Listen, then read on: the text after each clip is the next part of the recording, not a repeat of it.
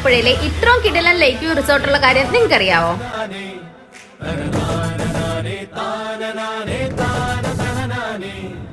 നമ്മൾ ഇന്നുള്ളത് ആലപ്പുഴ ചിലങ്ക ലേക്ക് വ്യൂ റിസോർട്ടിലാണ്.